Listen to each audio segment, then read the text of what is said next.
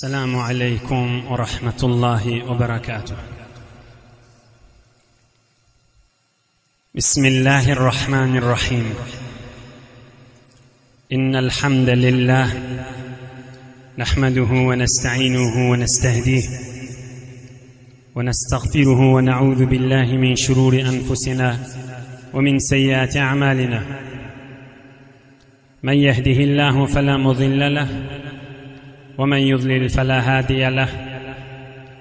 نشهد أن لا إله إلا الله وحده لا شريك له، ونشهد أن سيدنا محمدا صلى الله عليه وسلم عبده ورسوله.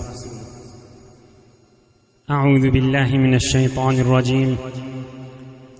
يا أيها الذين آمنوا اتقوا الله وقولوا قولا سديدا يصلح لكم أعمالكم ويغفر لكم ذنوبكم، ومن يطع الله ورسوله فقد فاز فوزا عظيما. بيك الله تبارك وتعالى همّن طاعات إبادت لنذي صالح عمل لنذي خير دعاء لنذي mübarek Ramazan ayda tutyan rozalarınız, okuyan hatımlarınız, teravihleriniz büyük Allah lütfu keremi bile kabul edip de dininiz, dünyanız, ahiretiniz abat bolsun inşallah. Huday Teala aziz yurdumuz, aziz vatanımızda müdam abadallık, ağdı birlik, mehabbet, ittihad, süyücülük, aman emniyet yürüyüp dursun inşallah. Bir topar mariz doğullar var, ya çağıcığı merid, ya gelini enatası merid, şu mahal öz üylerini, ya şu mahal hatta ayt güllerde, Tahran'da, Maşat'ta, yaştalarda bimaristalığın içinde fakirle, giyce unni kıyınçılıkta, giyce unni narahatçılıkta, Huday şu benneleri mübarek kadir yiyeceğin hürmetine Allah şolara kuvvet versin. Huday şolun yüreklerini giyinlik versin.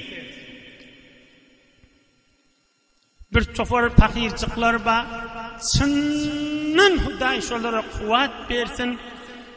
Bilyanınız olsa, iştihanınız da olsa, hatmen öyünüz bilen, dostluğunuz bilen, dinanılığınız, ayarlığınız, enatalığınız bilen gürrün edin. Ey kâdi şolara var, Allah kuvvet vereylin ha, şolara berekellah vereylin, şolun ahiret derecesi uluqandır inşallah deyip gövlük vereylin deyip hükmen aydıp durmak uluqan ibadettir.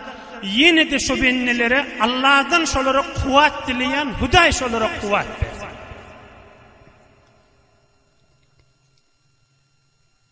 Mübarek giyce, kadir giyce, hatta yan okan yastı namazınız da kadir giyeceğin hesabını veriyendir. Yan okan yastı namaz, hatta akşam namaz okudunuz cemaat bilen, şu da kadir giyeceğin ibadetinden hesap koyuyor. Teravih okanınız, şu mahal oturuşunuzda, behimin batımrak Türk'den 2 rekat namaz okuyun. Yo oturuşunuz kadir oturmaktır. Behimin batımrak tükütte gurrunu, min uyutup bir namaz okuyacaktım. Oturuşunuz aynı kadir namazı. Mutmain olun. Kadir yiyeceğin ibadetinin oturuşu. Şayet de şu oturuşuktaki bereketi, ödün o kavatta okan namazında da şayet tafik bilmedi. Çünkü iman bir yana uyuşup Allah'ın razıçılığı deyip tıkılışıp oturup inşallah şudur şu bereket, şudur şu nurdur inşallah. Huday iki dünyanın abad etsin. Yöne meclisten sonra nefil namaz okuyacak bolsanız ertin 2 rekat sünnetiyali, ertin 2 rekat pardiyana, 2 rekat oka vermeli. İnni okudum bollun diyenizde 2, 4, 6, 8 neç okuysanız estağfirullah 70 gaytar ya 100 gaytar aytsanız Ham uluqan okuymalı duası da Hudaya sen geçirimli, sen mehriban Huday, geçirilmeyi qawuriyan. Hudaya men günahımı geçeveri. Yine bir de ulaqan qadir yiyeceğin duası. İnşallah sağlık bilen, İydi Said-i Fitr evimizde Allah sağlık bilen, abadallık bilen, aman emniyetlik bilen, mehabbetlik bilen, hemmemize sağlık bilen Huday koklesin. İydi Fitr'de de inşallah bir-birimize barın, bir-birinize içerliğiniz bilen barmallarla içeri bilen barın, doğulluğunuz bilen barmallara doğulluğunuz bilen barın. Mübarek Ramazan ayının mübarek bolsun, ibadetlerin kabul olsun, öyünde nur yürüsün, mehabbet yürüsün, hayır dualar aydı vermelidir, biri-birine aytta baranda. İnşallah hükmen biri-birine bardan durun. Biz özümüzde 10 yıl, 12 yıl var bernamamız, İydi Fitr'de de 3 gün, İydi Kurban'da da 3 gün öyde oturuyor. Hemmeniz de vaktiniz olsa gelivermeli. İnşallah 3 gün icunuz öyünüzde babildir. Huday Teala iki dünyanız abad etsin. Bir 12 nokta var. Ben çalışımrak da keplap bariyen. İnşallah kan vakt almarın saat tutuptuğun 12 nokta ilunun içine, halkın içine inşallah şıları hizmetine de yetirsek kan dertler hal olur diyen umut bilen Huday için derman vururlar. Ey cavan dost, ey hacı dede, hakıl vururlar, mana vururlar, manız vururlara hizmetine yetirirler, kadrın bilsen uçarsın. Ve ahunna beydidi kadr yici deyip çıkıp gitmeli vururlar derler. İtine kanını sindirip geçirmeli vururlar. Abi ahulla gurrun ya bu kadırda da bu gurrun bollulardan değil la. İslam kısı ey cemaatına biz insan biz meteştir fazayı ruhaniye. İyimesek ölür, içmesek ölür.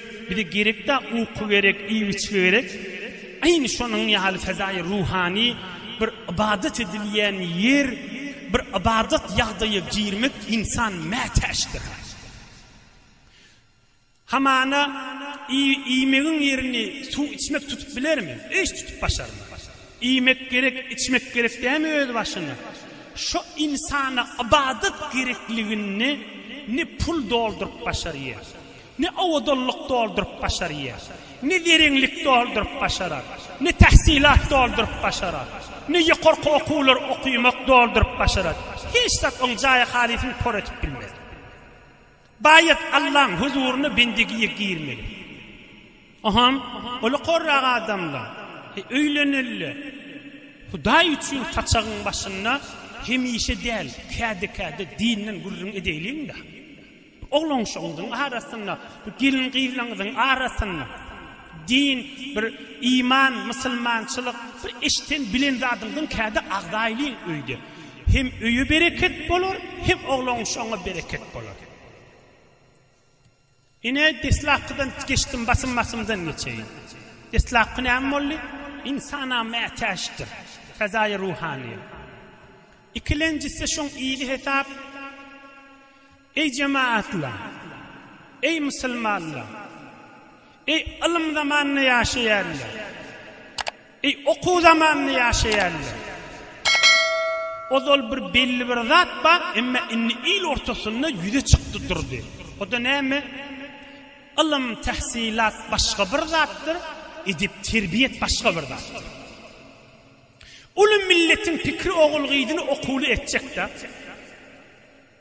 bir fikrine de gireyliyin şu oğul gıydımız terbiyet ahlaklı da bolsun diye.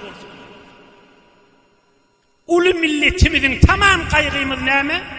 Danışkadide olmalı, tahsilkerde olmalı. Hop oku kalsın yukarı. Ama ilimden evden ama edep var, terbiyet var, ahlak var, nehdiye berhort var. Ya hatmen hemkarlığın arasında, ya hemsayelerinin arasında salam dedim. O hoş ahlak adam bollu mu şu? Hem edep şu mu?